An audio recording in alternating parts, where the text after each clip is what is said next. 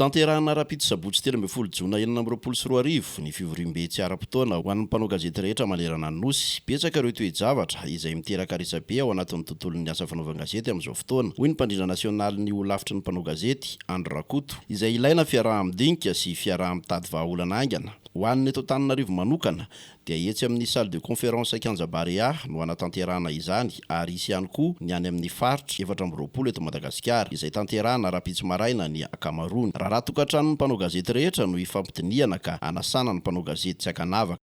Raha tokantrano ny mpanao gazety aloha zany satria tao anatin'ny taona maro tsy mbola nisy izay fivorim-be nataon'ny mpanao gazety hieverana ny hoavin'ny olavitra izay teraka resabe ny tontolon'ny olavitra sy ny asa fanaovan-gazety tany amin'ny efa-taona lasa tany ny zava-misy na araky ny lalàna io na ny tontolon'ny ankapobeny. Noho izany dia nanapa-kevitra zany izay atao amin'ny CTOJM fa hiditra amin'izay fivorim-be izay ahafahantsika resaka sy mampafantatra antsika ny zavatra misy ny bilan ho an'ny CTOJM tao anatin'izay 7 volana izay, fa indrindra ny momba ny fifidianana, mikarakara fifidianana sy maminao ny fampandehanan-draharaha ny ankapobeny ny andraikitry ny CTOJM. Misy ny sakana lehibe izay tsy maintsy hoarana amin'ny fanatanterahana an'izay fifidianana izay dia ilay lalàna zany amin'izao fotoana izao dia mametraka fa mila olona 990 efatra isaky ny faritra ny lisitra anankiray farafahakeliny zany izay vao afaka milatsaka. 990 mbola miampy ny président nasionaly sy ny kabinetrany zany.